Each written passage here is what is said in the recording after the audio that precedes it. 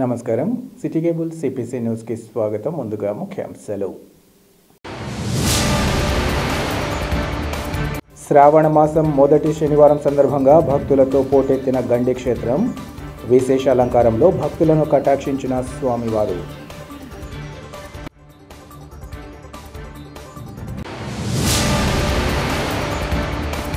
రాజ్యాంగ నిర్మాత బాబాసాహెబ్ అంబేద్కర్ సామాజిక న్యాయ మహాశిల్పంపై దాడి హేయమైన చర్య. పాలక ప్రభుత్వంపై మాజీ డిప్యూటీ సీఎం అంజద్ బాషా, నగర మేయర్ సురేష్ బాబుల ఆగ్రహం.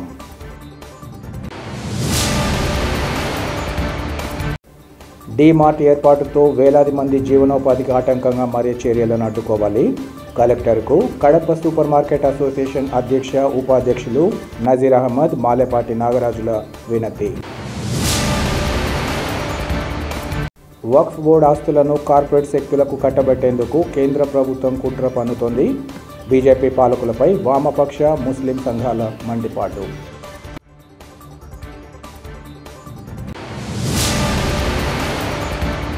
ప్రముఖ పుణ్యక్షేత్రమైన గండి క్షేత్రంలో శ్రీ వాసవి ఆర్యవైశ్య అన్నదాన సత్రం నూతన కార్యవర్గ ప్రమాణ స్వీకారోత్సవం అట్టహాసంగా కొనసాగింది. 2024-2027 నూతన పాలకవర్గ ప్రమాణ స్వీకారోత్సవం వేంపల్లె ఆర్యవైశ్య సంఘం అధ్యక్షుడు రాయవరం సురేంద్ర అధ్యక్షతన అన్నదాన సత్రంలో నిర్వహించారు. అన్నదాన సత్రం ప్రస్తుత అధ్యక్షుడు రాయవరం శివరావు, నూతన అధ్యక్షుడిగా పచ్చిపులుసు మురళీకిషోర్, ఉపాధ్యక్షుడిగా బైరిశెట్టి బాలగంగాధర్, పోలేపల్లి రామాంజనేయులు, పోలేపల్లి సుమన్, ప్రధాన కార్యదర్శిగా గోనుగుట్ల హరికృష్ణలచే తొలుత ప్రమాణ స్వీకారం చేయించారు. అనంతరం కార్యదర్శులుగా పోలేపల్లి శివప్రసాద్, తోటంశెట్టి పుల్లయ్య, రాయవరం రవి, ఉప కార్యదర్శులుగా కామిశెట్టి సురేష్, జూటూరు పెద్దరెడ్డయ్య ప్రమాణం చేశారు. అనంతరం కోఆర్డినేటర్గా మేడా శ్రీనివాసులు, ఆర్గనైజర్లుగా రాయవరం ద్వారకనాథ్, సగల సత్యం, కార్యవర్గ సభ్యులుగా దొంతు నిరంజన్, మద్దాల రాధాకృష్ణయ్య, ఆర్గనైజర్లుగా కోశాధికారులు, ఆర్థిక కమిటీ సభ్యులు, సలహాదారుగా మరికొందరు ప్రమాణ స్వీకారం చేశారు. ఈ సందర్భంగా వారు మాట్లాడుతూ అన్నదాన సత్రం అభివృద్ధికి తమ వంతు కృషి చేసి సంఘానికి పేరు ప్రఖ్యాతులు తెస్తామని పేర్కొన్నారు. అనంతరం నూతన కార్యవర్గానికి పలువురు శుభాకాంక్షలు తెలియజేసి సభ్యులను అభినందించారు. ఈ కార్యక్రమంలో స్థానిక ప్రముఖులు, ఆర్యవైశ్య ప్రతినిధులు పాల్గొన్నారు.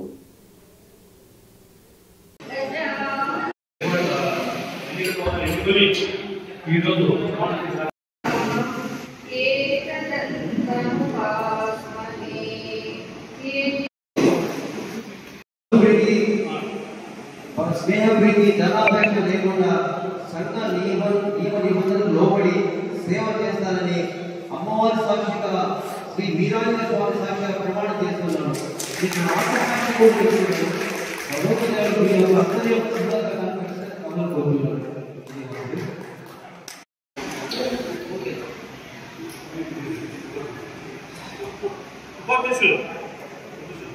ఉపాధ్యక్షులుగా ఎన్నికైనటువంటి అమ్మవారి సాక్షిగా వీరాంజనేయ స్వామి సాక్షిగా ప్రమాణము చేస్తున్నాము.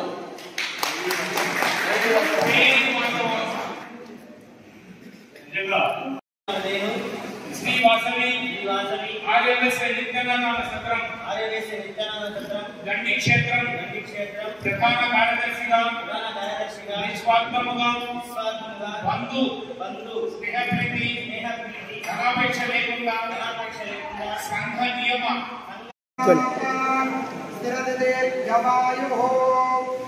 శతమానం భవతి శతాయః పురుషేంద్రియ ఆయుష్యేంద్రియే ప్రతిష్టతే ధనం ధాన్యం వశం బహుపుత్రలాభం శతసంవత్సరం దీర్ఘమాయుః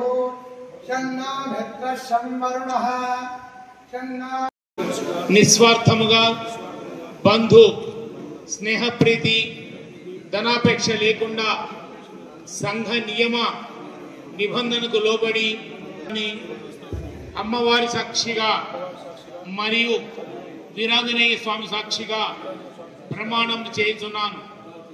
జై వాసవాంబ, జై వీరాంజనేయ స్వామి.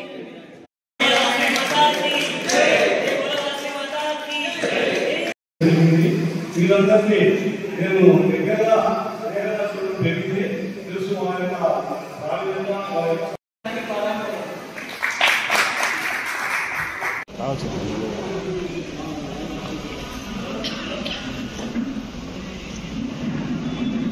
నిస్వార్థముగా బంధు స్నేహప్రీతి ధనాపేక్ష లేకుండా బంధు స్నేహప్రీతి ధనాపేక్ష లేకుండా సంఘ నియమ కమిటీ సభ్యునిగా నిస్వార్థముగా బంధు స్నేహప్రీతి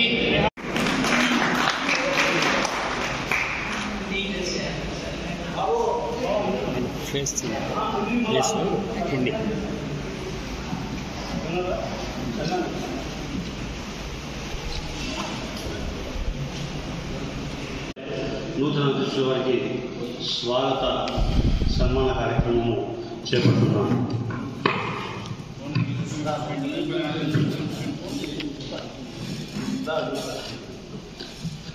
ఈ ఫోటో చాలా బాగా చక్కగా రావాలి.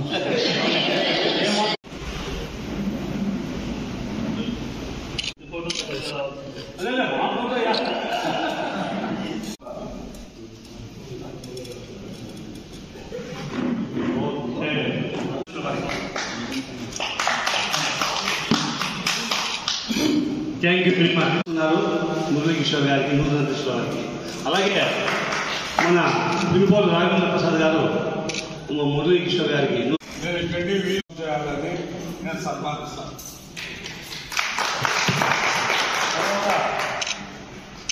మన బిజిఎస్ సునీల్ గారు కిషోర్ గారు అధ్యక్షులు పాత అధ్యక్షుల వారికి వీడుకోలు సన్మానం చేయడం జరుగుతుంది. అందరూ చూపించండి.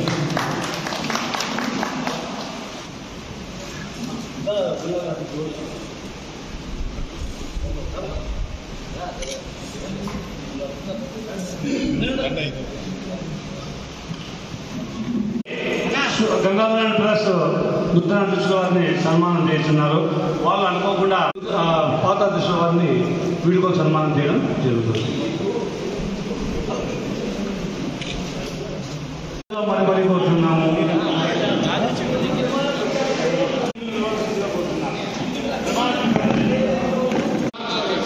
సంఘ నియమ నిబంధనలకు లోబడి సేవ చేస్తానని అమ్మవారి సాక్షిగా మరియు వీరాంజనేయ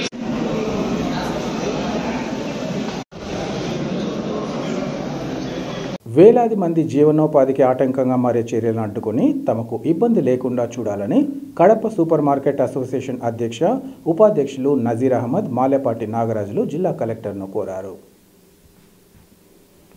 ఈ మేరకు వారు విలేకరులతో మాట్లాడుతూ తమ ఆవేదన వ్యక్తం చేశారు. ప్రముఖ కార్పొరేట్ సంస్థ డీమార్ట్ ఇటీవల తమ వ్యాపార కార్యకలాపాల నిర్వహణ కోసం కడప నగరంలో భూమిని కొనుగోలు చేసిందన్నారు. ఇది తమ అందరి వ్యాపార వాణిజ్య వ్యవస్థపై తీవ్ర ప్రభావాన్ని చూపుతుందన్నారు. డీమార్ట్ ఏర్పాటుతో కడప నగరంలోని దాదాపు 900 చిన్న సూపర్ మార్కెట్లు, చిన్న కిరాణా స్టోర్లపై తీవ్ర ప్రభావం ఉంటుందన్నారు. ఈ అంశం 2500 కుటుంబాలను ప్రభావితం చేస్తుందని తెలిపారు. అంతేకాకుండా స్థానికంగా తమ ఉత్పత్తులను సరఫరా చేసే తయారీదారులు, ఇండస్ట్రీలు, వ్యాపారులు, వారి ఉద్యోగులకు ఇబ్బందులు తప్పవన్నారు. ఇటీవల ప్రొద్దుటూరు పట్టణంలో డీమార్ట్ స్టోర్ ప్రభావంతో స్థానిక వ్యాపారాలు తీవ్ర ప్రభావితం చేసిందన్నారు. ఇటువంటి తరుణంలో డీమార్ట్ భూమి కొనుగోలు పట్ల జోక్యం చేసుకోవాలని, నగరానికి కనీసం 20 కిలోమీటర్ల దూరంలో స్టోర్ను మార్చాలని ఆదేశించాలని కోరారు. ఇవన్నీ దృష్టిలో ఉంచుకొని డీమార్ట్ సంస్థ భూమి కొనుగోలుపై తగిన చర్యలు తీసుకోవాలని కోరారు. ఈ సమావేశంలో సూపర్ మార్కెట్ అసోసియేషన్ నాయకులు, పలువురు వ్యాపారులు పాల్గొన్నారు. ఈరోజు మా కడప సూపర్ మార్కెట్స్ అసోసియేషన్ తరఫున ఇక్కడ మన ప్రెస్ క్లబ్లో ఒక ప్రెస్ మీట్ జరపడం జరుగుతూ ఉంది. దీనికి మన ప్రెసిడెంట్ గారు నజీర్ గారు, మన సెక్రటరీ గారు అందరూ కూడా ఇక్కడ అటెండ్ అయినారు. నేను దానికి వైస్ ప్రెసిడెంట్గా ప్రస్తుతానికి వివరిస్తున్నాను. ఇక్కడ ఏంటంటే సూపర్ మార్కెట్స్ అనేది ప్రతి ఒక్కరికి సంబంధించినటువంటి కాన్సెప్ట్ అండి. అందరూ జనాలు ప్రతి ఒక్కరికి కూడా జనాల్లో మమేకమై జీవిస్తూ ఉంటారు. ప్రతి ఒక్కరు కూడా సూపర్ మార్కెట్స్కి వస్తూ ఉంటారు ప్రతి ఒక్క ఐటమ్స్ కోసం.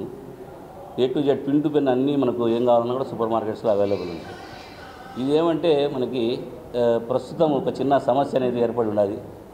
ముఖ్యమైన సమస్య ఏంటంటే పెద్ద పెద్ద ప్లేయర్స్, పెద్ద పెద్ద స్టోర్స్ ఇలాంటివి రావడం వల్ల ఉపాధి కోరుకుంటూ ఏదో సెల్ఫ్ ఎంప్లాయ్మెంట్ చేసుకుంటూ ప్రస్తుతం ప్రభుత్వానికి భారం కాకుండా వాళ్ళ జీవనాన్ని గడుపుకుంటూ మనకు ప్రభుత్వం మీద ఎటువంటి భారం వేయకుండా సెల్ఫ్ ఎంప్లాయ్మెంట్ క్రియేట్ చేసుకొని సూపర్ మార్కెట్స్ చేసుకుంటున్నారు. అలా దాదాపు ఇప్పుడు కడపలో చిన్న పెద్ద లాంటి సూపర్ మార్కెట్స్, కిరాణా స్టోర్సు దాదాపు 900 దాకా ఉన్నాయి. ప్రతి స్టోర్లో కూడా కనీసం 2 నుంచి 3 ఎంప్లాయీస్ తీసుకున్నారు, చిన్నసాటి ఎంప్లాయీస్. అంటే వాళ్ళ కుటుంబాలు కూడా దాని మీద ఆధారపడి ఉన్నాయి. ఇలాంటి పరిస్థితుల్లో ఇప్పుడు మనకు ఇక్కడ కడప మన దుర్గమ్మ కాలనీ నుంచి మన బిల్టప్ వినాయక్ నగర్ సర్కిల్ మధ్యలో డీమార్ట్ స్టార్ట్ కాబోతా ఉందనే విషయాన్ని మా దృష్టికి వచ్చింది. దీని గురించి కొంచెం ప్రభుత్వాన్ని మేము సహాయం కోరుతున్నాము. ఎందుకంటే దాదాపు 10,000 మంది అన్ని వ్యాపారస్తులు, అంటే డిమార్ట్ అనేది ఒక హబ్బులాగా ఉంటుంది, వ్యాపారాల మీద చాలా పెద్ద ఎత్తు ఎఫెక్ట్ ఉంటుంది. కాబట్టి ఇటువంటి పరిస్థితులలో మన సూపర్ మార్కెట్ అసోసియేషన్ తరఫున మాకు కొంచెం ప్రభుత్వం న్యాయం చేయాలని కోరుతున్నాము. చిన్నపాటి ఊర్లు, మన కడప జిల్లా అనేది ఒక చిన్న లిమిటెడ్ పాపులేషన్ ఉండే టౌను. ఇట్లాంటి టౌన్స్లో అలాంటి వ్యవస్థలు వచ్చి ఎంటర్ అయినప్పుడు ఈ చిన్న వ్యాపారాలు చితికిపోతారు, రోడ్డును పడాల్సిన అవసరం అవుతుంది. ప్రస్తుతం కార్పొరేషన్ పేరుతో ట్యాక్స్లు అయితేనేమి, ట్రేడ్ లైసెన్స్ అయితేనేమి, ఫుడ్ లైసెన్స్ అయితేనేమి, ఈ అడ్వర్టైజ్మెంట్స్ అయితేనేమి, వీటి మీదంతా వెచ్చించి ఆ 3-4 ఎంప్లాయీస్ కూడా ఎంప్లాయ్మెంట్ ఇచ్చి ఇటువంటి భారం లేకుండా జీవనాలను సింపుల్గా గడుపుతున్నారు. పెద్ద స్థాయిలో కాకుండా ఒక చిన్న స్థాయిలో గడుపుతున్నారు. ఇలాంటి పెద్ద ప్లేయర్స్ వచ్చి మార్కెట్లో ఎంటర్ అయిపోతే వీళ్ళందరికీ కూడా ఉపాధి కోల్పోతుంది. దీని బాధ్యత ప్రభుత్వం తీసుకోవాలి. ఎందుకంటే ప్రజాప్రభుత్వం, ప్రజలకు న్యాయం చేసే ప్రభుత్వం కావాలి. ఒక డిమార్ట్ అనేది వస్తే ఒక 300 మందికి జాబ్స్ చేయగలుగుతారు. కానీ ఇక్కడ దాదాపు 10,000 మంది రోడ్ల మీదకి వచ్చే అవకాశం ఉంది. కాబట్టి దీన్ని ప్రభుత్వము వాళ్ళ దృష్టికి తీసుకుపోతున్నాము. వాళ్ళు దీని గురించి ఆలోచించాలి. ఇంతమందికి ఉపాధి కోల్పోతే వీళ్ళందరికీ ఉపాధి కల్పించాల్సిన బాధ్యత కూడా ప్రభుత్వం అయి ఉంటుంది. ఎందుకంటే వీళ్ళెవరు కూడా భారం కావడం లేదు. ఒక్కొక్క సూపర్ మార్కెట్లో 5 మంది నుంచి 6 మందికి ఎంప్లాయ్మెంట్ ఇస్తున్నారు. వాళ్ళ కుటుంబాలు దాని మీద ఆధారపడి ఉన్నాయి. కాబట్టి ప్రభుత్వం దీన్ని తక్షణమే దీని మీద ఒక చర్య తీసుకొని కనీసం వాళ్ళను డిమార్ట్ను గడప సెంట్రల్ లొకేషన్స్లో కాకుండా ఒక జిల్లా అభివృద్ధి కోసం కొద్దిగా దూరంగా కనీసం ఒక 15-20 కిలోమీటర్ల దూరంలో ఉన్న లొకేట్ చేస్తే అప్పుడు మన టౌన్ కూడా డెవలప్ కావడానికి ఏదైనా ఆస్కారం ఉంటుంది. ఇది మనం కళ్ళతో చూస్తున్న నిదర్శనం ఏంటంటే నియర్ బైలో మనకు ఇక్కడ ప్రొద్దుటూరులో డిమార్ట్ స్టార్ట్ అయింది. ఇక్కడ వ్యాపారస్తులందరూ కూడా చాలా సఫికేట్ అవుతున్నారు. కాబట్టి ప్రభుత్వము, మన ఎమ్మెల్యే గారు, మన కలెక్టర్ గారు దీని మీద కాస్త కొంచెం శ్రద్ధ పెట్టి వారితో మాట్లాడి ఈ యొక్క సమస్యను తీరుస్తారని మా యొక్క అసోసియేషన్ తరఫున కోరుతున్నాము. అవసరమైతే మా యొక్క అసోసియేషనే కాదు, ఇతర అసోసియేషన్లో కూడా ఏకమై అందరం కూడా మేము కలెక్టర్ గారిని సంప్రదిస్తాము. వారి దృష్టికి దీన్ని తీసుకుపోతాము. ఎమ్మెల్యే గారికి కూడా తెలియజేస్తాము. అందరం ఒకటే, కనీసం ఒక 10,000 మంది దీని మీద ఆధారపడి ఉన్నారు. కాబట్టి దీన్ని వాళ్ళ దృష్టికి తీసుకొస్తున్నాం. ఖచ్చితంగా దీనికి మాకు న్యాయం జరుగుతుందని కోరుతున్నాం. ఇప్పుడు మీరు చెప్పిన దాంట్లో ఏంటంటే, మీరు అన్నారు ఇక్కడి నుంచి తిరుపతి పోయి కొనుక్కుంటున్నారు, ఇక్కడి నుంచి ప్రొద్దుటూరు పోయి కొనుక్కుంటారు. మేము కూడా చెప్పినాము. ఇక్కడికి వస్తే దాని ప్రభావం ఏముంటుందంటే నియర్ అయినప్పుడు డిఫ్లెక్షన్స్ ఎక్కువ ఉంటాయి. అంటే ఇప్పుడు మీరు ఉన్నారనుకోండి, ఒక కారు వేసుకొని తిరుపతికి పోలేరు. అదే ఊర్లో ఉందనుకోండి, మీ బైక్లో వస్తూ పోతూ పోయేదానికి అవకాశం ఉంటుంది.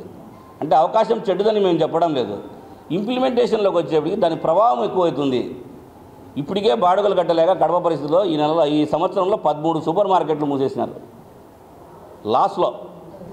ఇంకా ఇది ఇట్లానే పెరుగుద్ది. ఏమవుతుందంటే ఇంకా కొన్ని సూపర్ మార్కెట్లు మూసేయాల్సి వస్తుంది, ఇంకా కొన్ని ఇండస్ట్రీస్ మూసేయాల్సి వస్తుంది. మీకు చెప్పినా కదా, మేజర్ కారణం మన కడపలో కప్పులు చేసే ఫ్యాక్టరీలు ఉన్నాయి, పేపర్ ప్యాకెట్ చేసే ఫ్యాక్టరీలు ఉన్నాయి, పొరకలు చేసే ఫ్యాక్టరీలు ఉన్నాయి, మాపులు చేసే ఫ్యాక్టరీలు ఉన్నాయి. ఇవన్నీ సూపర్ మార్కెట్స్కి వచ్చే ప్రోడక్ట్స్. మేము వాళ్ళకు అవుట్లెట్స్. ఇవన్నీ కూడా మేమే కొన్నప్పుడు వాళ్ళు ఎక్కడికి పోతారు తీసుకొని? డిమార్ట్ వాళ్ళు కొంటారా? ఇప్పుడు మీరు డిమార్ట్కి న్యాయం చేయాలనుకుంటే డిమార్ట్నే ప్రోత్సహించాలా. లోకల్లో ఇండస్ట్రీస్ని, చిన్న వ్యాపారస్తులను మనం సహాయపడి మనం కూడా చేయాలా బిజినెస్ అనేప్పుడు మనకు కూడా సహకరించాలా. మన కళ్యాణ్ జ్యువెలర్స్తో వీటితో పోల్చుకున్నాం అనుకోండి, అట్స్ ఏ ట్రేడ్ ఆఫ్. ఏంటంటే నాట్ ఏ రిక్వైర్మెంట్. ఒక బంగారు కొనడం అనేది ఒక రిక్వైర్మెంట్ కాదు. దట్టు ఇది నిత్యావసర వస్తువు. దీని ఎఫెక్ట్ ఎంత ఉంటుంది? మనం సంవత్సరంలో 1 తులం కొంటామన్నా, సంవత్సరంలో ఎన్నిసార్లు బియ్యం కొంటాం, ఎన్నిసార్లు గోధుమ పిండి కొంటాం. ఇది నిత్యావసర వస్తువు. దీన్ని కంపారిజన్ చేయలేదు. అది లగ్జరీ ప్రోడక్ట్, ఇది రిక్వైర్మెంట్. ప్రతిరోజు నిత్య అవసరం ఇది. అది లగ్జరీ అనే కాడ పోయినప్పుడు 10 రూపాయలు పోగొట్టుకునేప్పుడు కూడా మంచి రెడీ అవుతాడు. పోనీ అది పెట్టేందుకు చిన్నవి జరగడం లేదని నేను చెప్పను. కానీ డిఫ్లెక్షన్, చాయిస్, రేంజ్ పెరిగినప్పుడు ఏమవుతుందంటే దాన్ని కేటగిరైజేషన్ అవుతారు. ఏ కేటగిరీ వేస్తే ఆ కేటగిరీకి వెళ్తారు. జనాలు ఇక్కడికి ఎందుకు ఇది ఎఫెక్ట్ ఇస్తుంది అనే దానికి మేజర్ కారణం ఏంటంటే చిన్న స్థాయి వాళ్ళు కూడా పోతారు. ఎందుకు పోతారంటే చిన్న ఎగ్జాంపుల్ చెప్తాను చూడండి. ఒక సంతూర్ సబ్బు మనం కొంటే మనము 33 రూపాయలు అమ్మితే వాళ్ళు 30 రూపాయలకే ఇస్తారు. జనం ఏమంటారు, చిన్న స్థాయి కదా సబ్బు కొనడం, ఒక చిన్న మీరు కొనరా ఇమీడియట్గా ఏమవుతుంది, సబ్బు కోసం కొంటే ఇంకో 10 కొంటాం. ఆ 10 బిజినెస్లో మాకు పోతుంది.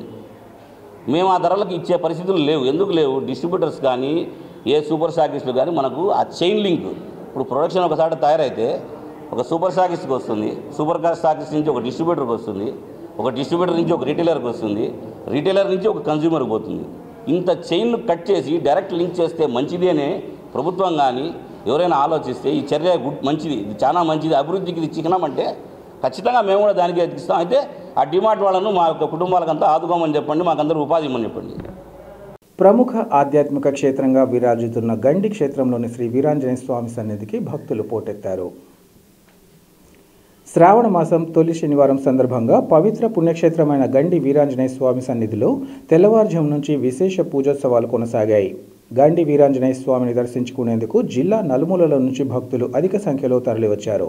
ఈ సందర్భంగా ఆలయ అసిస్టెంట్ కమిషనర్ వెంకట సుబ్బయ్య, ఆలయ ఉప ప్రధాన అర్చకులు రాజా అయ్యంగార్ స్వామిలు మాట్లాడుతూ త్రేతాయుగంలో సాక్షాత్తు శ్రీరామచంద్రమూర్తి స్వయంభూ రామబాణంతో ప్రతిష్ఠించిన శ్రీ వీరాంజనేయ స్వామి వారి దేవస్థానంలో ప్రతి శ్రావణ మాసంలో జరిగే శనివారం అత్యంత విశేషప్రదమైన రోజని తెలిపారు. మొదటి శ్రావణ శనివారం కావడంతో గండి వీరాంజనేయ స్వామిని ప్రత్యేకంగా బెంగళూరు నుంచి తెప్పించిన పూలతో ఆలయ ప్రధాన ఉప ప్రధాన అర్చకులు కేసరి రాజాస్వాములు అలంకరించి భక్తులకు దర్శన భాగ్యం కల్పించారు. ఈ శ్రావణ మాస ఉత్సవాలు నేటి నుంచి 4 శనివారాల పాటు ఘనంగా జరగనున్నాయి. గండి క్షేత్రమంతా విద్యుత్ దీపాలతో అలంకరించారు. పాపాగ్ని నదిలో భక్తులు స్నానాలు ఆచరించడం కోసం స్నానఘట్టాలు ఏర్పాటు చేశారు. స్వామివారిని దర్శించుకునేందుకు వస్తున్న భక్తులకు ఎక్కడా ఎలాంటి ఇబ్బందులు తలెత్తకుండా ఆలయ పాలక మండలి సభ్యులు తగిన ఏర్పాట్లు చేశారు. RK valley Govind Reddy, Vempalle CI Suresh Reddy, SI Rangarao తమ పోలీసు సిబ్బందితో ఎలాంటి అవాంఛనీయ సంఘటనలు జరగకుండా భద్రత కల్పించారు.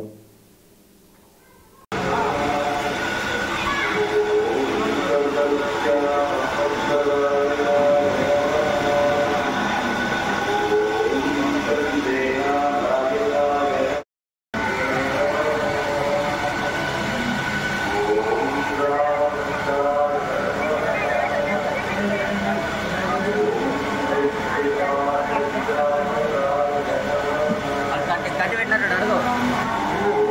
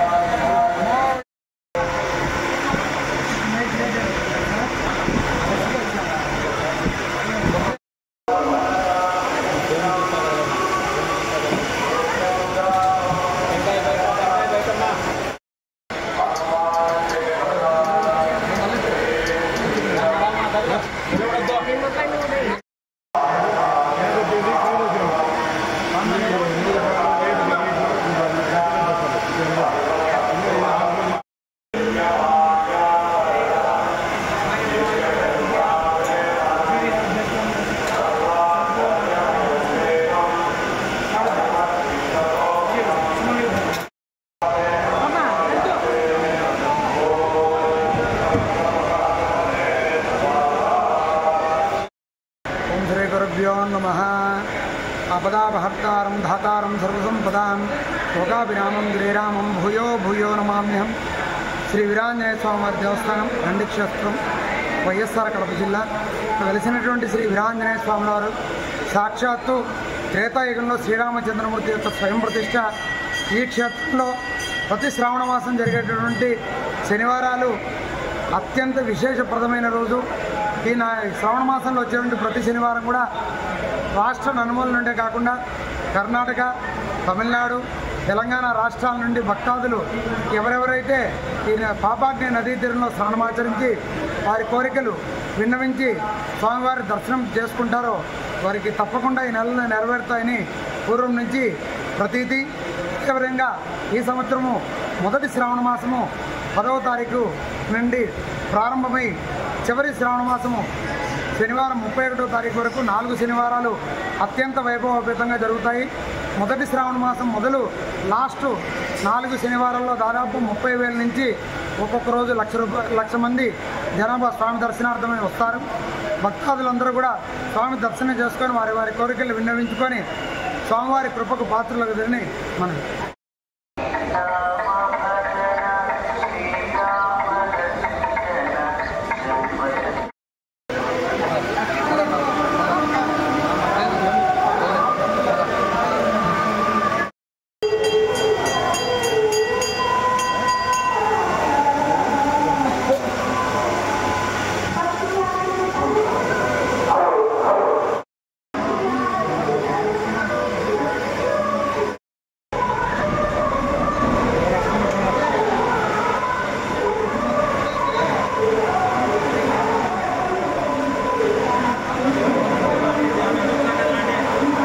రాజ్యాంగ నిర్మాత బాబాసాహెబ్ అంబేద్కర్ సామాజిక న్యాయ మహాశిల్పంపై దాడి చేయడం హేయమైన చర్య అని మాజీ డిప్యూటీ సీఎం అంజద్ బాషా, నగర మేయర్ సురేష్ బాబులు ఆగ్రహం వ్యక్తం చేశారు. విజయవాడలో రాజ్యాంగ నిర్మాత డాక్టర్ బిఆర్ అంబేద్కర్ విగ్రహంపై జరిగిన దాడిని నిరసిస్తూ వైసీపీ ఎస్సీసీల ఆధ్వర్యంలో కడప నగరంలోని అంబేద్కర్ విగ్రహం వద్ద వైసీపీ శ్రేణులు కొవ్వొత్తులతో తమ నిరసన వ్యక్తం చేశాయి. ఈ సందర్భంగా ఆయా నేతలు మాట్లాడుతూ అంబేద్కర్ కులానికి, మతానికి సంబంధించిన వ్యక్తి కాదన్నారు. అటువంటి వ్యక్తి విగ్రహాన్ని కూల్చేందుకు కుట్ర పన్నారన్నారు. రాష్ట్ర చరిత్రలో గురువారం ఒక చీకటి రోజన్నారు. గత ప్రభుత్వంలో అప్పటి సీఎం వైఎస్ జగన్మోహన్ రెడ్డి విజయవాడలో భారీ విగ్రహాన్ని ఏర్పాటు చేయగా ఈ విగ్రహం భావి తరాలకు స్ఫూర్తిగా, దిక్సూచిగా నిలిచిందన్నారు. నగరం నడిబొడ్డున అంబేద్కర్ విగ్రహం ఉండకూడదన్నదే ఈ ప్రభుత్వ ఉద్దేశం కాగా ఈ నేపథ్యంలో విగ్రహాన్ని కూల్చివేసే ప్రయత్నం చేసిందన్నారు. రేపో మాపో కూల్చివేసే అవకాశం ఉందని ఆందోళన వ్యక్తం చేశారు. తక్షణమే కేంద్ర ప్రభుత్వం స్పందించి ఘటనపై విచారణ జరిపించడమే కాకుండా బాధ్యుతులను అరెస్టు చేయాలని వారు డిమాండ్ చేశారు.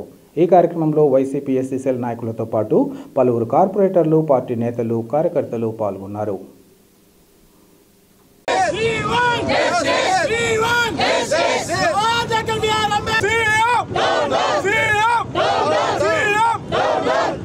అంబేద్కర్ విగ్రహం పైన దాడులు చేసిన వారి వెంటనే అంబేద్కర్ విగ్రహం పైన దాడులు చేసిన వారి వెంటనే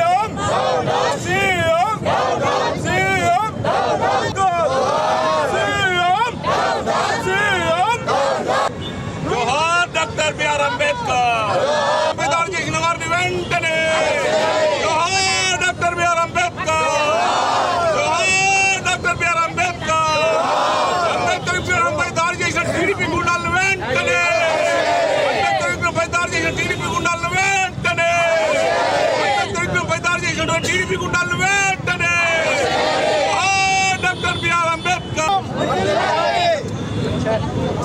డాక్టర్ బిఆర్ అంబేద్కర్ అంబేద్కర్ గారికి భారత రాజ్యాంగ నిర్మాత అంబేద్కర్ విగ్రహంపై దాడి చేసిన టీడీపీ గుండాలను వెంటనే అంబేద్కర్ విగ్రహంపై దాడి చేసిన టీడీపీ గుండాలను వెంటనే Ambedkar doctor B R Ambedkar doctor B R Ambedkar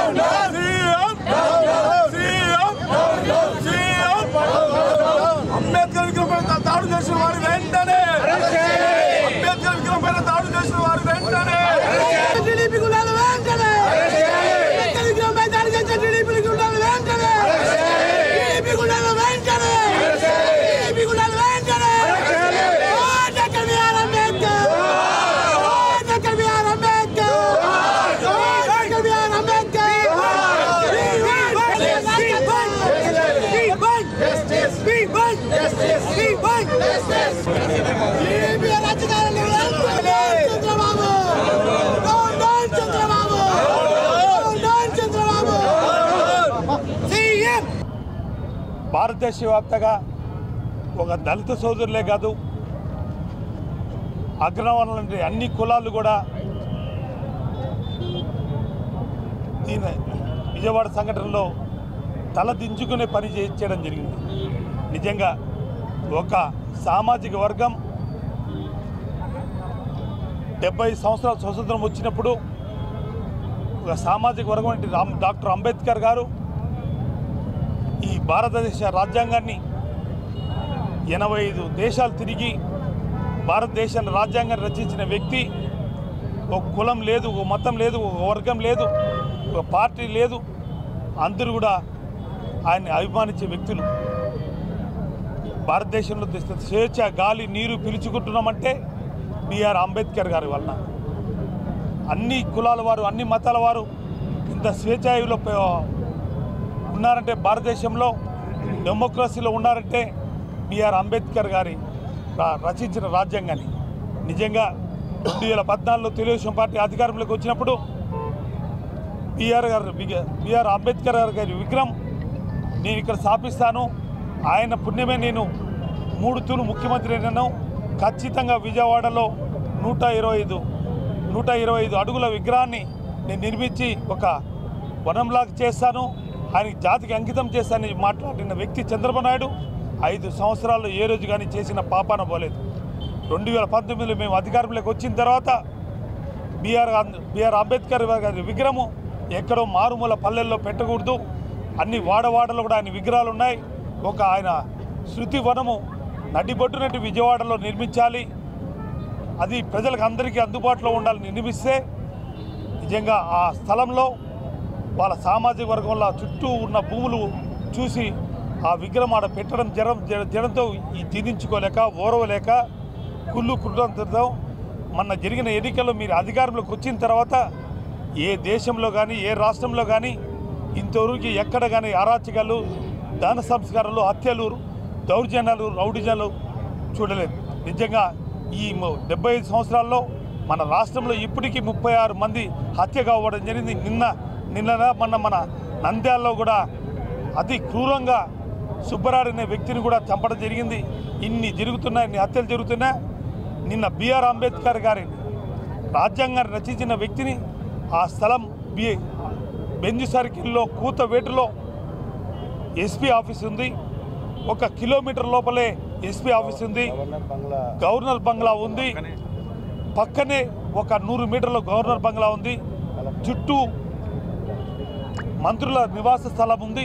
అలాంటి స్థలంలో ఎంతో సెక్యూరిటీ ఉన్న ప్రాంతంలో బిఆర్ అంబేద్కర్ గారి శృతివనంలోకి అడుగుపెట్టి కొన్ని వందల మంది అడుగుపెట్టి మీ ప్రమేయం లేకుండా, మీ తెలుగుదేశం కార్యకర్తలు, మీ శాసనసభ్యులు ప్రమేయం లేకుండా చుట్టూ ఆ ప్రాంతంలో ఒక నడి బొట్టునున్న బెంజ్ సర్కిల్లో లైట్లు ఆఫ్ చేసి దౌర్జన్యం చేయడం అనేది ఒక హీనమైన చర్య. భారతదేశ వ్యాప్తంగా ఉన్న దళితులే కాదు, అన్ని అగ్రవర్ణాలు కూడా తలదించుకునే పని మన రాష్ట్రంలో జరుగుతుందంటే మనందరం తలదించుకునే పని. దానికి ఎంతటి కారకుడు ఈ ముఖ్యమంత్రి చంద్రబాబు నాయుడు, పవన్ కళ్యాణ్. నేను వ్యక్తిని ప్రతిస్తాను, నేను మాట్లాడతాను, నన్ను ఒక కుతురు అసెంబ్లీకి పంపించండి, నేను ఏంటో ఏదో తెలుసా అని చెప్పిన జనసేన ఈరోజు నిమ్మకి నీరెత్తినట్టు ఏమీ మాట్లాడకుండా, ఎక్కడ చూసినా దౌర్జన్యాలు, రౌడీజం ఎక్కుతుంటే చూసి ఓరవలేక ఇంకా ఏమీ మాట్లాడకుండా ప్రశ్నిస్తే హక్కు నాకుంది అని చెప్పి ఓట్లు ఇచ్చుకున్న వ్యక్తి కూడా మాట్లాడకుండా పోవడం నిజంగా ఇప్పటికి కూడా ఈ రాష్ట్రంలో సిపిఐ అఖిలపక్షం అందరూ కూడా ఈ జరిగిన చర్యని ఖండించాలని, దీని మీద పెద్ద ఉద్యమం చేయాలని ప్రతి ఒక్క దళిత సోదరుడు, ప్రతి కులాల సంఘాల నాయకులందరూ కూడా ముందుకొచ్చి దీని మీద పెద్ద ఉద్యమం చేయాల్సిందిగా ప్రతి ఒక్కరిని వైఎస్ఆర్ కాంగ్రెస్ పార్టీ పిలిపిస్తుంది. రాబోయే రోజుల్లో కార్యాచరణ చేద్దాం. ఇలాంటి సంఘటనలు మళ్ళీ పునరావృతం కాకుండా రాష్ట్రంలో చేసే విధంగా మీరు అందరూ కూడా అఖిలపక్షం ముందుకు రావాలని వైఎస్ఆర్ కాంగ్రెస్ పార్టీ కోరుతాను. మొన్నటి దినం విజయవాడ పట్టణంలో రాజ్యాంగ నిర్మాత డాక్టర్ బిఆర్ అంబేద్కర్ గారి విగ్రహంపై దాడి చేయడము, దీన్ని వైఎస్ఆర్ కాంగ్రెస్ పార్టీ పూర్తిగా ఖండిస్తుంది. మరి దానికి నిరసనగానే మరి ఈరోజు కడప నగరంలో ఒక శాంతియుత వాతావరణంలో మరి కొవ్వొత్తులతో నిరసన కార్యక్రమాన్ని చేపట్టడం జరిగింది. మరి ఈ కార్యక్రమంలో పాల్గొన్న ప్రతి ఒక్కరికి కూడా పేరు పేరున నా హృదయపూర్వక ధన్యవాదాలు తెలియజేసుకుంటున్నాను. మరి ఈరోజు డాక్టర్ బిఆర్ అంబేద్కర్ గారిపై దాడి అంటే నిజంగా యావత్ భారతదేశంపై దాడి అని చెప్పి మనం భావించాల్సిన అవసరం ఉంది. ఎందుకంటే డాక్టర్ బిఆర్ అంబేద్కర్ గారు ఒక వర్గానికి నాయకుడు కాదు, ఒక సామాజిక వర్గానికి నాయకుడు కాదు, ఈ దేశానికి నాయకుడు. మరి ఈరోజు భారతదేశంలో మరి ఈరోజు 140 కోట్ల మంది స్వేచ్ఛాయుతంగా ఈరోజు జీవనం కొనసాగిస్తున్నారంటే మరి ఆయన రచించిన రాజ్యాంగం వల్లనే అని చెప్పి మనమందరం కూడా భావించాల్సిన అవసరం ఉంది. మరి ఈరోజు మరి ఆ విగ్రహం పైన దాడి కాదు, అది మన రాజ్యాంగం పైన దాడి అని చెప్పి కూడా మనం భావించాల్సిన అవసరం ఉంది. దీన్ని ప్రతి ఒక్కరు కూడా కులాలకు అతీతంగా, వర్గాలకు అతీతంగా, పార్టీలకు అతీతంగా కూడా మరి దాన్ని మనం అందరం కూడా ఖండించాల్సిన అవసరం ఎంతైనా ఉంది. మరి అన్ని రాజకీయ పార్టీలకు కూడా, మరీ ముఖ్యంగా దళిత సంఘాల నాయకులకు కూడా నేను ఒకటే విజ్ఞప్తి చేస్తున్నాను, ఖచ్చితంగా మీరందరూ కూడా దీన్ని పూర్తిగా ఖండించాల్సిన అవసరం ఉంది. ఎందుకంటే ఇప్పుడేమో ఎస్సీ జిల్లా అధ్యక్షుడు మాట్లాడుతూ మరి ఏదైతే చంద్రబాబు నాయుడు గారికి దళితులంటే ఎప్పుడు కూడా ప్రేమ కాదు. మరి ఆయన చెప్పే మాటలు ఎప్పుడైనా మనం చూసాం. ఎవరైనా దళితులుగా పుట్టాలని కోరుకుంటారని చెప్పిన వ్యక్తి చంద్రబాబు నాయుడు. మరి అదే కాకుండా మరి ఎన్నికల ముందు ఏదైతే ఆ విగ్రహ ప్రతిష్ఠ చేసిన తర్వాత మరి తెలుగుదేశం పార్టీకి సంబంధించిన కొందరు నాయకులు, మరి విజయవాడ పట్టణానికి సంబంధించిన కొందరు తెలుగుదేశం పార్టీ నాయకులు కూడా మాట్లాడిన మాటలు కూడా మనకందరికీ కూడా ఇప్పటికే గుర్తున్నాయి. మా ప్రభుత్వం అధికారంలోకి వస్తే ఖచ్చితంగా ఆ అంబేద్కర్ విగ్రహాన్ని తొలగిస్తామని చెప్పి కూడా వాళ్ళు చెప్పిన మాటలు ఇప్పటికీ ప్రజలందరూ కూడా గమనించాల్సిన అవసరం ఉంది. ఆ కుట్రలో భాగంగానే మరి మొదటి విడతగా ఈరోజు శిలాఫలకాన్ని వాళ్ళు ధ్వంసం చేయడం జరిగింది. మరి దీనికి చూసుకుంటే రాబో రోజుల్లో మరి ఆ విగ్రహంపై కూడా దాడులు జరిగే పరిస్థితులు ఉంటుందని చెప్పి కూడా ఈ సందర్భంగా నేను తెలియజేసుకుంటున్నాను. మరి ఇలాంటి పరిస్థితిలో మరి చంద్రబాబు నాయుడు 2014లో ఆయన ముఖ్యమంత్రి అయిన తర్వాత మరి విజయవాడ పట్టణంలో మరి అంబేద్కర్ గారి 125 అడుగుల విగ్రహాన్ని ప్రతిష్ఠిస్తానని చెప్పి ఆ రోజు మాట చెప్పడం జరిగింది. మరి మాట చెప్పి ఏదో విజయవాడ ఏదో మారుమూలన ఒక ప్రదేశంలో మరి అక్కడ ఆ విగ్రహాన్ని ప్రతిష్ఠిస్తానని చెప్పడం జరిగింది. కానీ ఆయన ముఖ్యమంత్రిగా 5 ఏళ్ళు ఉన్నా కూడా మరి ఏనాడు కూడా ఆ విగ్రహాన్ని ప్రతిష్ఠించే కార్యక్రమానికి ముందుకు తీసుకెళ్ళలేదు. మరి ఈరోజు 2019లో మన ప్రభుత్వం వచ్చిన తర్వాత అధికారంలో జగన్మోహన్ రెడ్డి గారు ముఖ్యమంత్రి అయిన తర్వాత మరి డాక్టర్ బాబాసాహెబ్ అంబేద్కర్ గారు మరి ఏదో మారుమూల ప్రాంతంలో ఆయన విగ్రహం ఉండకోకూడదు, మరి ఈరోజు రాజ్యాంగాన్ని నిర్మించి మరి ఈరోజు 140 కోట్ల మందికి మరి ఈరోజు న్యాయం చేసిన మరి ఆ మహోన్నతమైన వ్యక్తి యొక్క విగ్రహాన్ని మరి విజయవాడ నడిబొడ్డులో ఉండాలని చెప్పి భావించి మరి ఈరోజు 20 ఎకరాల స్థలంలో మరి సుమారుగా 400 కోట్ల రూపాయలు వెచ్చించి మరి డాక్టర్ బిఆర్ అంబేద్కర్ గారి దేశంలోనే అతిపెద్ద 125 అడుగుల విగ్రహాన్ని మరి ఆయన ప్రారంభించడం జరిగింది. మరి అవన్నీ కూడా తెలుగుదేశం పార్టీ నాయకులు, పచ్చ చొక్కాలు తొడుక్కున్న నాయకులు అవన్నీ కూడా జీర్ణించుకోలేకపోతున్నారు. వాళ్ళకు 5 ఏళ్ల కాలం అవకాశం వచ్చినా మరి వాళ్ళు ఎలాంటి అంబేద్కర్ గారి మీద ప్రేమ కానీ మమకారం కానీ చూపలేదు. మరి అది జగన్మోహన్ రెడ్డి గారు వచ్చిన తర్వాతనే మరి కార్యరూపం దాల్చిందని చెప్పి మరి దాన్ని ఏదో ఒక రకంగా సమాప్తం చేయాలని ఒక కుట్రలో భాగంగానే మరి ఈ దాడి జరిగిందని చెప్పి మేము పూర్తిగా విశ్వసిస్తున్నాం. ఎందుకంటే అంత నడిబొడ్డులో ఉన్న విగ్రహాన్ని మరి కొన్ని వందల వేల మంది ప్రతిరోజు మరి దాన్ని సందర్శించుకోవడం జరుగుతుంది. మరి అలాంటి పరిస్థితిలో మరి వాళ్ళందరినీ కూడా బయటికి పంపించేసి లైట్లు ఆఫ్ చేసేసి మరి అధికారుల సమక్షంలోనే మరి కత్తులతో కొడవళ్లతో మరి దాని మీద దాడి జరిగిందని చెప్పి మరి మీడియా సోదరులందరూ కూడా దానికి ప్రత్యక్ష సాక్షులు అని చెప్పి కూడా తెలియజేసుకుంటున్నాను. మరి ఇవన్నీ కూడా ప్రతి ఒక్కరు కూడా ఖండించాల్సిన అవసరం ఉంది. మరి ఈరోజు డాక్టర్ బాబాసాహెబ్ అంబేద్కర్ గారి ఆశయ సాధన కోసం ఖచ్చితంగా వైఎస్ఆర్ కాంగ్రెస్ పార్టీ కట్టుబడి ఉంది. మన నాయకుడు వైఎస్ జగన్మోహన్ రెడ్డి గారు బాబాసాహెబ్ అంబేద్కర్ గారి ఆశయ సాధన కోసం మనం ముందుకెళ్తాం. మరి ఈ సందర్భంగా ఖచ్చితంగా ఎవరైతే ఈ దుర్ఘటనకు పాల్పడ్డారో వాళ్ళను వెంటనే శిక్షించాలని చెప్పి కూడా ఈ సందర్భంగా డిమాండ్ చేస్తున్నాం. మరి గౌరవ ముఖ్యమంత్రి గారికి డిమాండ్ చేస్తున్నాం, చంద్రబాబు నాయుడు గారికి మరి వెంటనే వాళ్ళని శిక్షించాలి. మరి అదే కాకుండా మరి ఈరోజు ఈ సంఘటన జరిగి సుమారుగా 48 గంటలు అవుతున్నా మరి ఇప్పటి వరకు అధికారంలో ఉండే ముఖ్యమంత్రి కానీ ఉప ముఖ్యమంత్రి కానీ తెలుగుదేశం పార్టీ నాయకుడు ఎవరు కూడా దీని మీద స్పందించిన పరిస్థితి. అంటే మీకు దళితులు అంటే అంత చిన్న చూపా, దళిత నాయకుడు అంటే అంత చిన్న చూపా? మీరు ప్రజలకు సమాధానం చెప్పాలి. మరి ఈరోజు వైఎస్ఆర్ కాంగ్రెస్ పార్టీ మరి ముఖ్యమంత్రి గారికి డిమాండ్ చేస్తున్నాం, మీరు వెంటనే ఈ రాష్ట్ర ప్రజలకు క్షమాపణ చెప్పాలి, మరీ ముఖ్యంగా దళితులకు క్షమాపణ చెప్పాలి. లేకపోతే ఖచ్చితంగా రాబో రోజుల్లో పెద్ద ఉద్యమాలు చేస్తామని చెప్పి కూడా ఈ సందర్భంగా తెలియజేసుకుంటున్నాం. అన్ని రాజకీయ పక్షాలను కలుపుకుంటాం, దళిత సంఘాలని కలుపుకుంటాం, అన్ని సంఘాలను కలుపుకొని ఖచ్చితంగా రాబో రోజుల్లో పెద్ద ఉద్యమం చేస్తామని చెప్పి కూడా ఈ సందర్భంగా మరి గౌరవ ముఖ్యమంత్రి గారికి హెచ్చరిస్తూ మరి ఖచ్చితంగా వెంటనే స్పందిస్తూ ఖచ్చితంగా మరి ఎవరైతే ఈ దుశ్చర్యకు పాల్పడ్డారో వాళ్ళను పట్టుకొని వాళ్ళు కఠినంగా వాళ్ళకు శిక్షించాలని చెప్పి కూడా ఈ సందర్భంగా మేము డిమాండ్ చేస్తున్నాం. వక్ఫ్ బోర్డు ఆస్తులను కార్పొరేట్ శక్తులకు కట్టబట్టేందుకు కేంద్రంలోని బీజేపీ ప్రభుత్వం కుట్ర పన్నుతోందని వామపక్ష ముస్లిం సంఘాల నేతలు మండిపడ్డారు. ఈరోజు నగరంలోని రహమతియా ఫంక్షన్ హాలులో వక్ఫ్ సవరణ బిల్లు రాజ్యాంగ విరుద్ధం అనే అంశంపై ఆప్కి ఆవాజ్ ఆధ్వర్యంలో రౌండ్ టేబుల్ సమావేశాన్ని నిర్వహించారు. ఈ సందర్భంగా వారు మాట్లాడుతూ దేశంలోని లక్షల కోట్ల విలువైన వక్ఫ్ బోర్డు ఆస్తులను మోదీ ప్రభుత్వం కార్పొరేట్ శక్తులకు కట్టబెట్టి తమ రాజకీయ స్వప్రయోజనాల కోసం పాటుపడుతోందన్నారు. రాజ్యాంగ విరుద్ధమైన ఈ బిల్లు ముస్లిం సమాజానికి గొడ్డలిపెట్టు లాంటిదని స్పష్టం చేశారు. పార్లమెంటులో సవరణ బిల్లుకు టీడీపీ మద్దతు ఇచ్చిన నేపథ్యంలో ఆ పార్టీలోని ముస్లిం మైనార్టీ నేతలు తమ పదవులకు రాజీనామా చేయాలని వారు సూచించారు.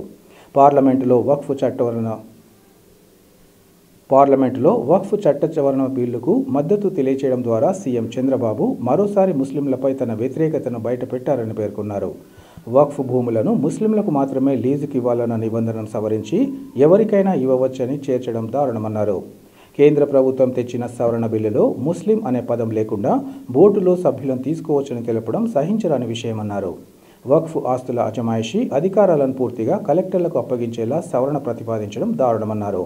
ఇప్పటికైనా కేంద్రం ఈ విషయంగా తన ఆలోచన విధానాన్ని మార్చుకోవాలని హితవు పలికారు.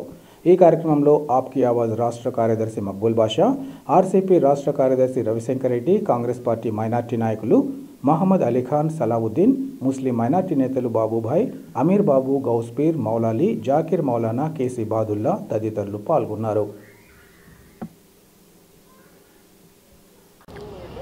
వక్ఫ్ బోర్డు ఆస్తులపైన చెందిన బిల్లుకు వ్యతిరేకంగా జాయింట్ యాక్షన్ కమిటీ ఒక నిర్ణయం తీసుకోవడం జరిగింది.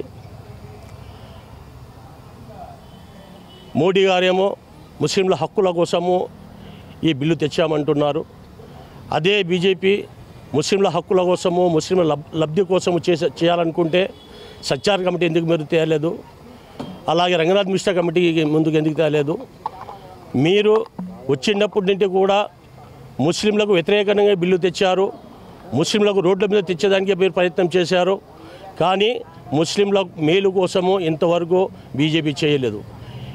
ఇండియా కూటమికి మేము ఒకటే చెప్తున్నాము, మీరు సెక్యులర్వాదులకు సహాయం చేయండి, ఇలాంటి నల్ల చట్టాలకు వ్యతిరేకించండి. కానీ ఇలాంటి నల్ల చట్టాలకు మీరు కదా ఇలాగే సపోర్ట్ చేస్తూ బిల్లుకు మీరు సపోర్ట్ చేస్తే వచ్చే రోజుల్లో యావత్తు దేశము మిమ్మల్ని ప్రజలే తిరిగి మళ్ళీ బుద్ధి చెప్తారని చెప్పేసి కూడా ఎన్డీఏ కూటమికి చెప్తున్నాము. అలాగే ఈరోజు సెక్యులర్ పార్టీ వాళ్ళు చాలామంది ఈ బిల్లుకి వ్యతిరేకిస్తున్నారు. వాళ్ళకు యావత్తు ముస్లింలు ధన్యవాదాలు తెలుపుతున్నారు. ఇప్పుడు సచార్ కమిషన్కి ఇచ్చాము బిల్లు అని చెప్తున్నారు. కమిషన్ ఏం చేస్తుంది? కమిషన్లో కొద్ది చర్చ జరుగుతుంది, మళ్ళీ ఆ బిల్లు యథాప్రకారము ఆమోదం అయ్యేదానికి ఆస్కారం ఉంది. అంతకు ముందుగానే ఎన్డీఏ కూటమిలో ఉన్న పార్టీలకన్నీ అలాగే టీడీపీ పార్టీకి కూడా మీరు కమిటీకి ఇవ్వమని చెప్పేసి ఒక ప్రస్తావన పెట్టారు. అది కూడా పెద్దగా లాభం లేదు. కానీ మీరు మద్దతు ఉపయోగించుకోవాలా, లేదంటే ముస్లింలు మిమ్మల్ని క్షమించరు. మీరు ముస్లింల పక్షపాతి ఏందని మేము పేరు తీసుకుంటున్నాము. ముస్లింలకు మేలు చేయాలా, కానీ మీరు ముస్లింలకు వచ్చే వ్యతిరేక బిల్లులకు మీరు ఎలాంటి మద్దతు ఇవ్వద్దని చెప్పేసి మేము సీఎం చంద్రబాబు నాయుడు కూడా కోరుకుంటున్నాము. అలాగే ఈ కమిటీ ఈరోజు నిర్ణయం తీసుకునేది ఏమంటే వచ్చే రోజుల్లో పెద్ద ఎత్తున నిరసన కార్యక్రమంలో ధర్నాలు చేపట్టాలని చెప్పేసి ఈరోజు జాయింట్ యాక్షన్ కమిటీ నిర్ణయం తీసుకునింది. రేపటి నుండే కడప నగరంలో నిరసన కార్యక్రమాలు మొదలవుతాయి. ఈ బిల్లు వ్యతిరేకించి వెనక్కి తీసుకునేంత వరకు, ఈ బిల్లు రద్దు చేసినంత వరకు యావత్తు దేశము నిరసన కార్యక్రమాలు చేపడుతుంది. మేము ఈ మీడియా ముఖంగా మీకు తెలియజేస్తున్నాము. దేశ మాదిరిగా ప్రజలు తిరగమల్లి మిమ్మల్ని ఎదుర్కొనేదానికి ప్రయత్నం చేస్తారు. మీరు ఇలాంటి పరిస్థితులు రాకముందుగానే, దేశ అల్లకల్లోలం కాకముందుగానే ఈ బిల్లును వెంటనే ఉపసంహరించాలని చెప్పి మేము కోరుకుంటున్నాం. అందరికీ నమస్కారాలు. ఈరోజు ఆర్సీపీ వారి ఆప్కి ఆవాజ్ ఆధ్వర్యంలో ఈరోజు వక్ఫ్ ఆస్తుల గురించి ఈరోజు రౌండ్ టేబుల్ సమావేశము రెహమతియా ఫంక్షన్ ప్యాలెస్లో నిర్వహించడం జరుగుతుంది. ఈ వక్ఫ్ అర్థం ఏమంటే, వక్ఫ్ అంటే ఎవరు కూడా దానిపైన ఆ పూర్వీకులు పెద్దలు దూరదృష్టితో ఆలోచించి ముస్లిం ప్రజలకు రాబోయే కాలంలో వీరికి న్యాయం జరగాల అనే ఒక మంచి ఉద్దేశంతో ఆ రోజు తమ యొక్క ఆస్తుల్ని వక్ఫ్ చేయడం జరిగింది. వక్ఫ్ అంటే అల్లా పేరుతో దాన్ని దానం చేయడం జరిగింది. దాన్ని ఎవరు కూడా ముట్టుకునే దానికి లేదు, ఎవరు కూడా స్వాధీనం చేసేదానికి లేదు. ఇచ్చిన వ్యక్తి కూడా తమ వారసులు కూడా దానిపైన కన్నేసేదానికి కూడా హక్కు లేని విధంగా దాన్ని వక్ఫ్ అనేది చేయడం జరిగింది. అటువంటి ఆస్తులను ఎంతో పకడ్బందీగా ఆ రోజు అంబేద్కర్ గారు రచించిన రాజ్యాంగాన్ని అనుసరించి ఈరోజు వరకు కూడా అందరూ దాన్ని నడవడం జరుగుతుంది. ఈరోజు కేంద్రంలో ఉన్న ప్రభుత్వం వచ్చేసి దీనిపైన దృష్టి పెట్టడం జరిగింది. 40 పాయింట్లు పెట్టి సవరణ చేయాలని చెప్పి పగడ్బందీగా ఆ రోజు అంబేద్కర్ గారు ఎంతో పగడ్బందీగా నిర్వహించి దీనిపైన ఎవరు కూడా దృష్టి పెట్టకుండా ఆయన చేసిన దానికే ఈరోజు రక్షణ లేకుండా పోయింది వక్ఫ్ ఆస్తులకు. అందరూ కూడా పెద్ద పెద్ద రాజకీయ నాయకులు చేతుల్లో వారు అనుభవిస్తున్నారు.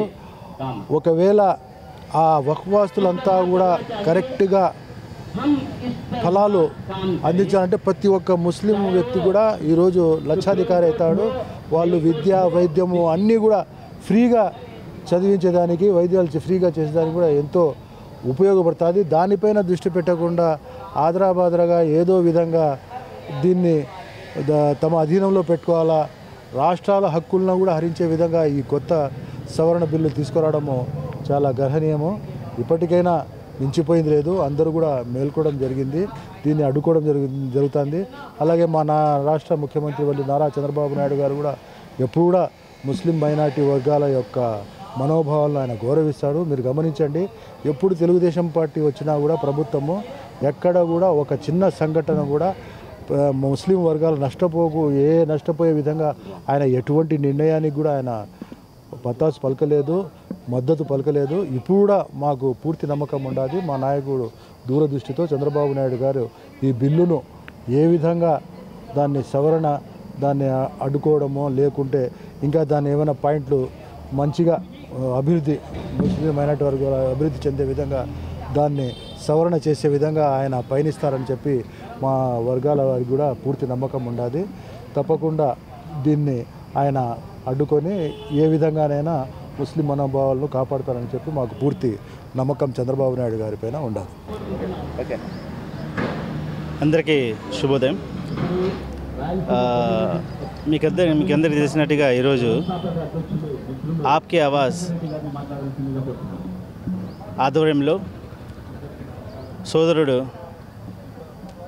మా పెద్దన్నయ్య మక్బుల్ బాషా గారు ఒక మంచి ప్రోగ్రాం నిర్ణయించడం జరిగింది. ఇక్కడ ఈ ప్రోగ్రాం నిర్వహణకు ముఖ్య ఉద్దేశం ఏంటంటే, ఎలాగైతే మనకు తెలిసినట్టుగా గత కొన్ని రోజులుగా పార్లమెంటులో వక్ఫ్ బోర్డు ఆస్తుల మీద 40 సవరణలు ఎన్డీఏ గవర్నమెంట్ తెచ్చేదానికి ప్రయత్నిస్తుంటే కాంగ్రెస్ దానికి గట్టిగా వ్యతిరేకించి దాన్ని ఆపడం జరిగింది. సో ఈ 40 సవరణలు ఏంటనేది ఒకసారి ప్రజలు అని తెలుసుకున్నట్లయితే తప్పకుండా ప్రతి ఒక్కరూ ఆశ్చర్యానికి గురవుతారు. ఎలాగైతే మీరు చూసినట్టయితే దాంట్లో ఒక 4-5 నేను చెప్పదలుచుకుంటున్నాను ఈ మీడియా సముఖంగా. ఒకటి ఏంటంటే జిల్లా కలెక్టర్ గారికి పూర్తి అధికారాలు ఈ సవరణ ద్వారా ఇవ్వడం జరిగింది. మీరు చూసినట్టయితే ప్రతి రాష్ట్రంలో మన ఆంధ్ర రాష్ట్రంలో కూడా కలెక్టర్లు ఎన్నిసార్లు వాళ్ళు రాజకీయ నేతల చేతుల్లో వచ్చి వాళ్ళు రాజకీయ నేతలు చెప్పినట్టుగా వాళ్ళు డిసిషన్ తీసుకొని కటకటాల వెనక వెళ్ళింది మనం చూసినాం. అటువంటి కలెక్టర్లకు ఏదైతే కేంద్ర ప్రభుత్వం ఆధ్వర్యంలో రాష్ట్ర ప్రభుత్వం ఆధ్వర్యంలో పనిచేస్తారో అటువంటి కలెక్టర్లకు వక్ఫ్ బోర్డు ఆస్తులు అధికారం ఇవ్వడం అనేది హాస్యాస్పదం. ఇంకో విషయం ఏంటంటే ఈ కమిటీలో ముస్లిమేతరులకు కూడా స్థానం కల్పించేదానికి ప్రయత్నిస్తున్నారు. ఎందుకంటే ఇప్పుడు ఎవరైతే ఇంటి యజమాని ఉన్నారో ఎంతో కష్టపడి ఆ ఇంటిని నిర్మిస్తాడు, దానికి నీడుగా చూసుకుంటాడు. అటువంటిప్పుడు ఆ ఇంటికి ఓనర్గా నువ్వు కాదు వేరేవాడంటే ఆ ఇంటిని అంత నీట్గా చూసుకోగలరా? సో ఈ వక్ఫ్ బోర్డు ఆస్తులు కేవలం మైనార్టీలకు ముస్లింలకు వాళ్ళ అభివృద్ధి కోసము వృత్తిపరంగా విద్యాపరంగా మసీదులు శ్మశానాలు వాటి పరంగా అభివృద్ధి కోసం నిర్వహిస్తే తప్పకుండా ముస్లిం సమాజం ముందుకెళ్తుందని మనకందరికీ తెలిసిన విషయమే. అటువంటప్పుడు ముస్లిమేతరులు వస్తే వాళ్లకు ముస్లింల బాధలు ఎలా తెలుస్తాయి? సో ఇదంతా ఏంటంటే ఈరోజు ముస్లింల వక్ఫ్ బోర్డు ఆస్తుల మీద పడుతున్నారు, రేపు దేవాదాయ శాఖ మీద పడతారు, మర్నాడు మైనార్టీ ఆస్తుల మీద పడతారు. ఈ ఏదైతే ఎన్డీఏ ప్రభుత్వం ఉందో వాళ్ళకు ఒక పెనుభూతం పట్టింది. వాళ్ళకు కేవలం ఆస్తులు లాక్కోవడం, ప్రజల నుంచి సంస్థల నుంచి అంబానీ అదానీలకు అంట చెప్పడం, ఆ పెనుభూతంలోనే ఈ పనులు ఆ పెనుభూతం పట్టడంతోనే ఈ పనులు చేస్తున్నారు. చివరిగా నేను ఒక విషయం చెప్పదలుచుకుంటున్నాను. నిస్వార్థంగా 9 లక్షల పైచిలకు ఏదైతే ఆస్తులు ఉన్నాయో వక్ఫ్ బోర్డు ఆస్తులు, వాటన్నిటికీ నిస్వార్థంగా ముస్లిం సమాజం కొరకు వారి విద్య కోసము వారి వృత్తి కోసము ఇప్పుడుండే చట్టాలను సవరణ చేయకుండా ఉపయోగపడేటట్టుగా వాళ్ళ కోసం ఉపయోగపడేట్టుగా చేస్తే ఖచ్చితంగా ఎస్సీ ఎస్టీల కంటే వెనకబడిన ఈ ముస్లిం సమాజం ఖచ్చితంగా ముందుకెళ్ళడం జరుగుతుంది. వక్ఫ్ అంటే గతంలో నవాబులు రాజులు ముస్లిం సమాజం అభివృద్ధి కొరకు వాళ్ళ సంక్షేమం కొరకు వాళ్ళ శ్మశానాల కొరకు కేటాయించింది. ఆ వక్ఫ్ చట్టం గతంలోనే అప్పటి ప్రభుత్వాలు బలంగా చట్ట సవరణలు చేసి ఉన్నాయి. కానీ ఈ ఎన్డీఏ ప్రభుత్వం ప్రస్తుతం ఏదైతే ఎన్డీఏ ప్రభుత్వం ఉందో ముస్లింల సంక్షేమాన్ని అభివృద్ధిని మరిచి వాళ్ళని ఇబ్బందులు గురి చేయడమే, వాళ్ళను ప్రతి సమస్యలో అడ్డుపడమే ఎన్డీఏ ప్రభుత్వం యొక్క ముఖ్య ఉద్దేశం.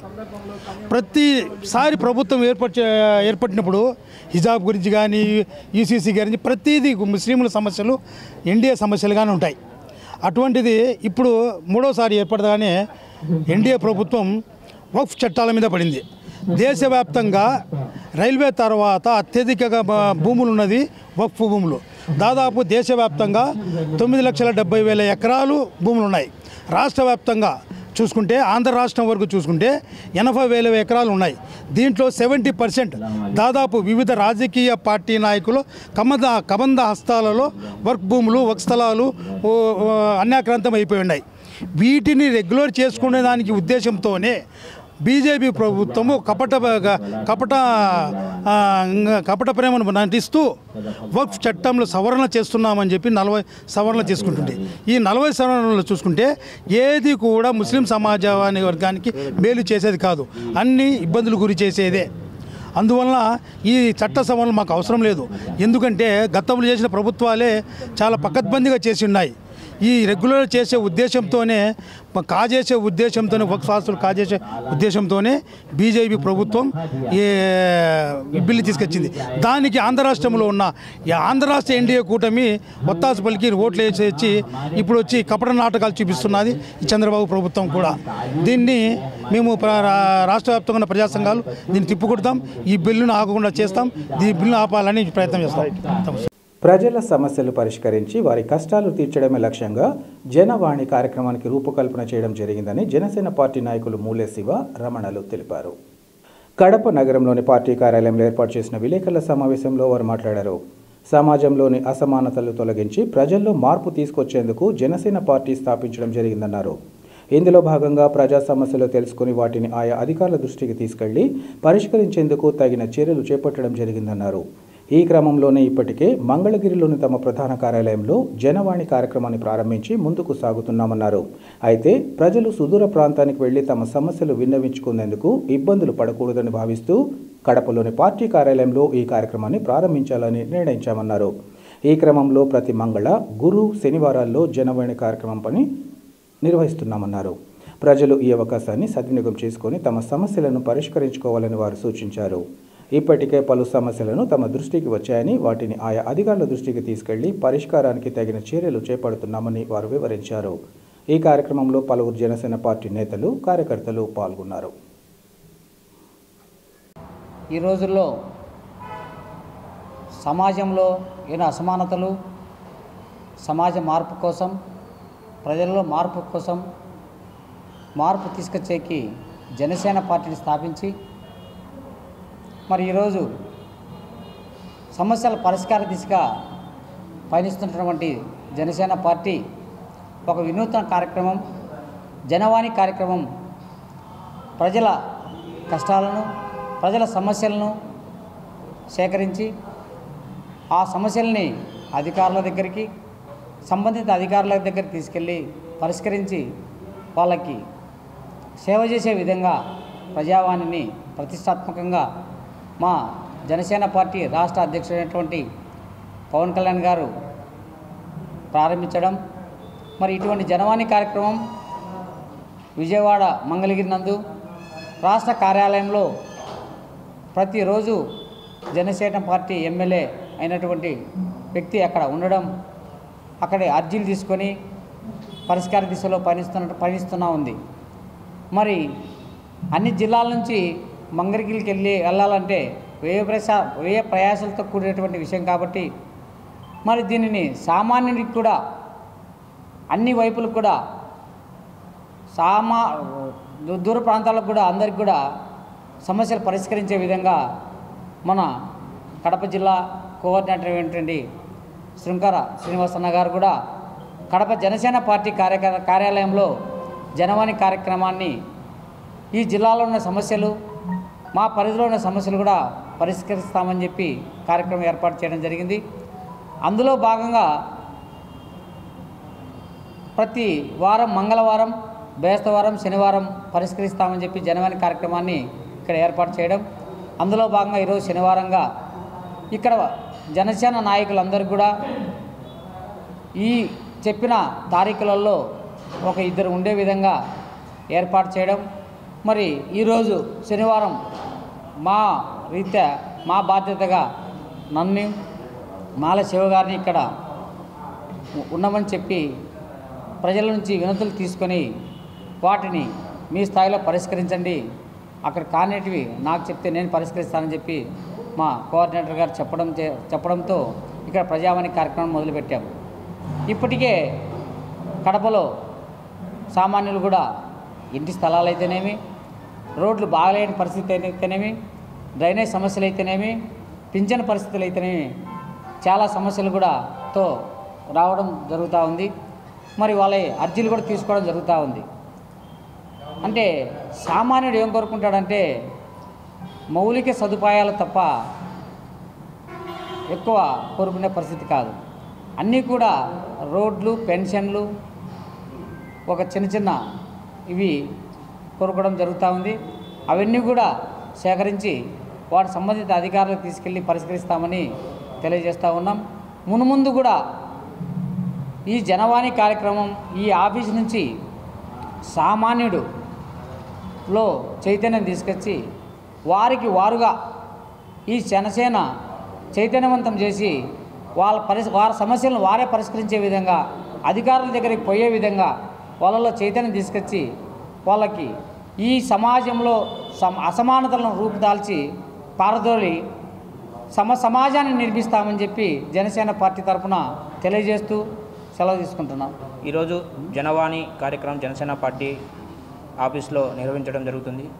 సమస్యలపైన ప్రజలు వచ్చి వినతిపత్రం ఇస్తున్నారు.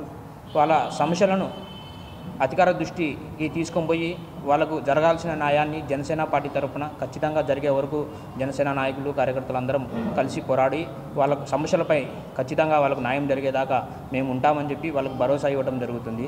అలాగే గత ప్రభుత్వంలో కొందరికే న్యాయం జరిగింది. చాలా బడుగు బలహీన వర్గాలకు చాలా వరకు తొక్కేశారు. వాళ్ళందరికీ కొంతమందికి వేరే వాళ్ళకు అర్హత ఉన్నా కూడా పింఛన్లు, ఇంటి స్థలాలు, అలాగే వాళ్ళకు సమస్యలు చాలా ఉన్నాయి. వాళ్ళందరికీ ఇప్పుడు జనసేన పార్టీ అండగా ఉంటుంది అని మేము తెలియజేస్తున్నాం.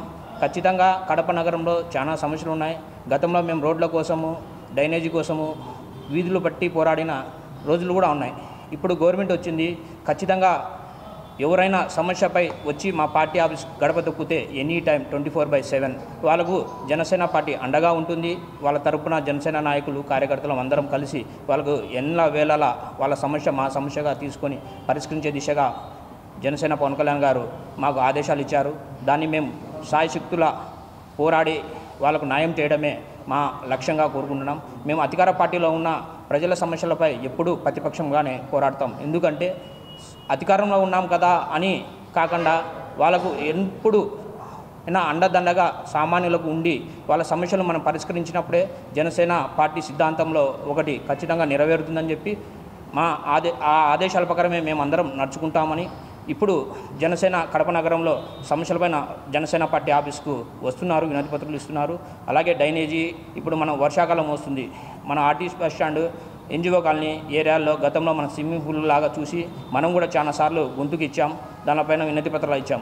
ఈసారి ఖచ్చితంగా వాళ్ళన్నిటికీ పరిష్కరించే దిశగా జనసేన కట్టుకొని ఖచ్చితంగా దానికి అధికారులకు దృష్టికి తీసుకొని పోయి చేపించి ప్రజలకు మన్ననలు పొందే విధంగా మేము పరిష్కరిస్తామని చెప్పి మేము తెలియజేసుకున్నాం. జై జనసేన, జై పవన్ కళ్యాణ్.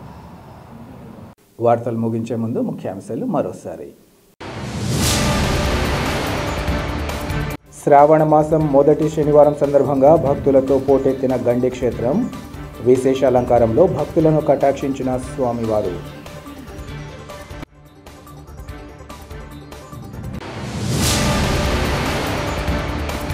రాజ్యాంగ నిర్మాత బాబాసాహెబ్ అంబేద్కర్ సామాజిక న్యాయ మహాశిల్పంపై దాడి హేయమైన చర్య. పాలక ప్రభుత్వంపై మాజీ డిప్యూటీ సీఎం అంజద్ బాషా, నగర మేయర్ సురేష్ బాబుల ఆగ్రహం.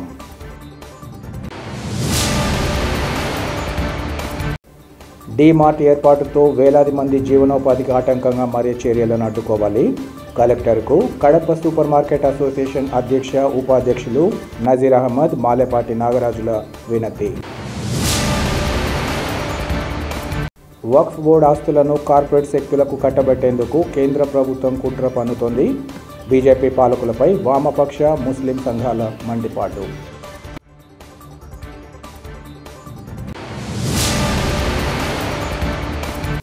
సిటీ కేబుల్ సిపిసి న్యూస్ ఇంతటితో సమాప్తం. నమస్కారం.